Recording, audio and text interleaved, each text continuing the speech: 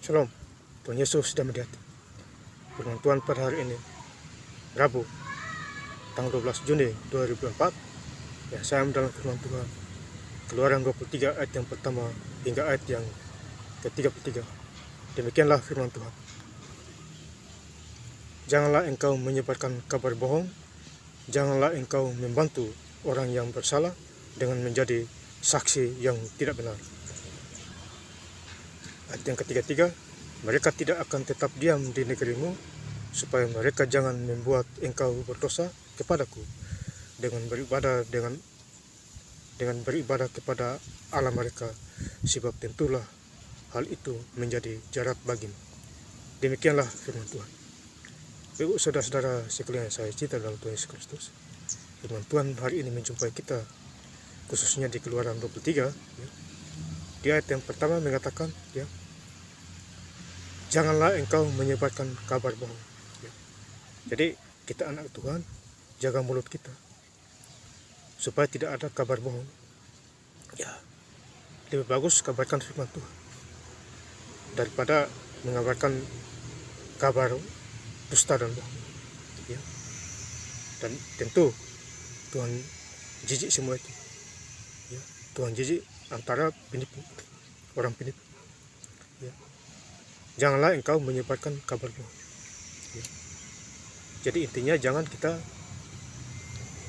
berita kabar yang seperti hoax, bohong, dusta ya, penipu ya. Itu buang semua itu Bapak Saudara ya. Janganlah engkau membantu orang yang bersalah ya. Kemudian kita jangan membantu orang yang bersalah kecuali orang yang benar ya. Yang bersalah tentu dihukum kecuali dia benar ya. Tuhan melihat mana yang benar, mana yang salah ya. Penghukumannya harus bayar mahal, bisa sakit penyakit, miskin ya, dan lain sebagainya ya. Itu harus bayar mahal Bapak Saudara ya. Tambah dosa, upah dosa adalah maut ya. Jadi kita harus mengerti semua itu ya. Janganlah engkau membantu orang yang bersalah. Jadi kita harus membantu orang yang benar, bukan orang yang bersalah ya Bapak Saudara yang saya cinta dalam Tuhan Yesus Kristus ya. Dengan menjadi saksi yang tidak benar. Jadi jangan kita menjadi saksi yang tidak benar. Jadilah saksi sebagai anak Tuhan ya. Jadilah saksi seperti murid Tuhan Yesus ya. Dia melihat dengan mata kepala ya, Tuhan Yesus disiksa, dianiaya ya, mati hanya untuk dunia ini, menebus dosa manusia di muka bumi. Yaitu saksi dilihat dari murid-murid Tuhan Yesus 2000 tahun ya. Dan kita sebagai anak Tuhan, menjadi anak Tuhan ya, kita harus melanjutkan kesaksian itu ya. Jadi firman Tuhan mengingatkan kita semua ya. Ini luar biasa. Kemudian di ayat ketiga, mereka tidak akan tetap diam di negerimu, supaya mereka jangan membuat engkau berdosa kepadaku dengan beribadah kepada Allah mereka, sebab tentulah hal itu menjadi jarat bagimu. Jadi kita jangan menyembah Allah-Allah lain. Kita harus menyembah Tuhan kita Yesus Kristus, Juru Selamat dunia ya. Jadi kita jangan menyembah ya berhala ya, menyembah Allah-Allah lain ya, menyembah batu kayu, menyembah orang mati ya. Itu Tuhan jijik semua itu. Menyembah patung. Kita harus sembah Tuhan Yesus, menyembah Tuhan Yesus di dalam segala hal ya. Tanpa Tuhan Yesus kita tidak bisa berbuat apa-apa Saudara, Bapak Saudara. Maka itu kita harus berdoa, rajin ucap syukur, ya, rajin baca Alkitab, ya, supaya hidup kita diberkati, ya. Jadi utamakan Tuhan Yesus, libatkan Tuhan Yesus, andalkan Tuhan Yesus, ya. Diberkatilah orang yang mengandalkan Tuhan, ya. Kutuklah orang yang mengandalkan manusia. Jadi pilih yang mana? Pilih andalkan Tuhan atau manusia, ya. Jadi kita hidup di dalam Tuhan, kita harus mengandalkan Tuhan, ya, supaya Tuhan Yesus memberkati kita, diberkati, ya, di dalam segala hal. Ya, Bapak Ibu saudara-saudara yang saya cinta dalam Tuhan Yesus Kristus. Jadi kita harus bersyukur punya Tuhan Yesus yang luar biasa. Dia datang ke dunia untuk apa? Dia mencari orang berdosa supaya dibenarkan. Tuhan tidak cari orang benar, dia cari orang berdosa, ya, supaya dibenarkan. Iblis di dunia tugasnya apa? Hanya menipu, ya, menghambat, buat orang sakit. Itu tugas iblis. Dan buat orang miskin, ya, dan lain sebagainya. Karena dia dari dasarnya iblis, dari bapa segala pendusta, dan tidak bisa dipercaya lagi. Nah, akhirnya Tuhan Yesus datang memberi kita hidup yang berkelimpahan. Makanya Yohanes 10 ayat yang 10, pencuri datang hanya untuk membunuh dan membinasakan, tetapi aku datang untuk memberi hidup berkelimpahan, ya. Jadi Tuhan Yesus datang untuk memberi kita berkat. Contohnya 2 ikan 5 roti kasih makan 5.000 orang, sisa 12 bang. Itu sudah tertulis di Yohanes 6, ya. Belum lagi di Yohanes 2, Tuhan ubah jadi anggur di perkawinan di Kana. Tuhan memberkati, ya. Jadi Tuhan memberkati tempat tinggal kita, pekerjaan kita, ya. Jangan lupa lahir baru, ya. 2 Korintus 5 ayat yang ke-17, yang lama sudah berlalu, sesungguhnya yang baru sudah datang. Nah, lahir baru itu penting.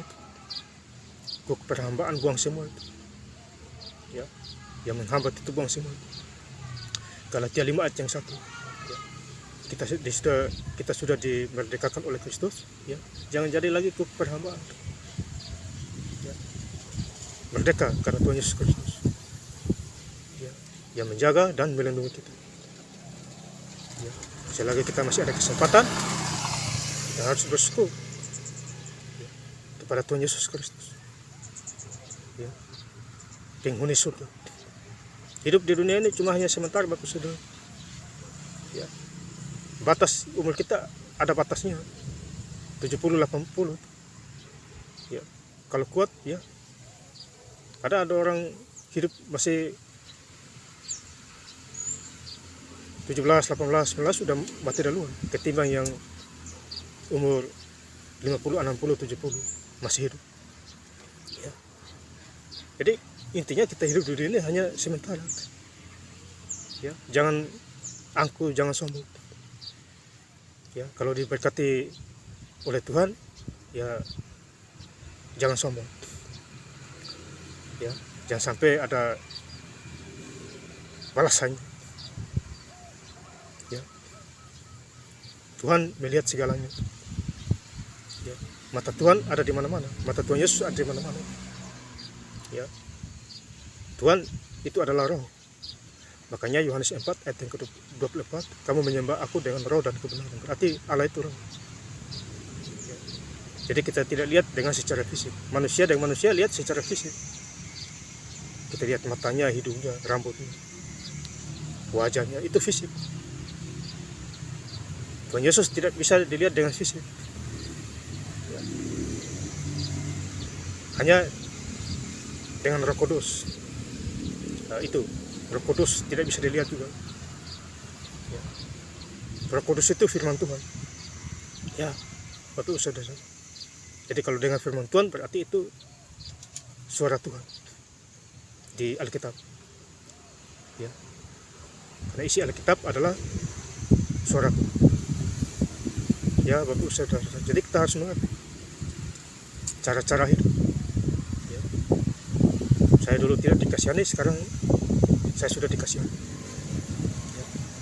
Bebas dan free. Ya. Jadi sama seperti bangsa Israel. Ya, hidup susah menderita. Dari tanah Mesir menuju ke tanah Kanaan, ya, berlimpah-limpah susu dan madu, ya, itu mereka menderita di perjalanan di padang gurun. Ya, kalau saya tidak salah 40 tahun mereka berjalan kaki disertai tiang awan. Mereka mengeluh, tidak ada air, tidak ada makan. Ya, Tuhan marah di situ. Ya, ini luar biasa. Jadi kita jangan seperti itu. Hidup di dalam Tuhan kita harus bersyukur, ya, rajin bersyukur, rajin sukacita. Tentu ada damai sejahtera. Damai sejahtera hanya dari Tuhan Yesus. Jangan kita anggap damai sejahtera sebagai harta kekayaan. Itu bukan. Ya. Harta kekayaan itu hanya titipan sementara dari Tuhan. Jadi yang sebenarnya hidup kita adalah kekal. Pada waktu kita mati, tempat kita di surga. Itulah kekekalan kita di sana, Bapak Saudara. Ya, jadi saya ingin lebih jelas lagi menutup ayat firman Tuhan pada hari ini. Rabu tanggal 12 Juni 2024. Di dalam firman Tuhan Keluaran 23 ayat yang pertama hingga ayat yang ke-33. Dan saya ingin lebih jelas membacanya. Janganlah engkau menyebarkan kabar bohong. Janganlah engkau membantu orang yang bersalah dengan menjadi saksi yang tidak benar. Mereka tidak akan tetap diam di negerimu, supaya mereka jangan membuat engkau berdosa kepadaku dengan beribadah kepada Allah mereka. Sebab tentulah hal itu menjadi jerat bagimu. Terima kasih. Tuhan Yesus Kristus memberkati. Haleluya. Amin.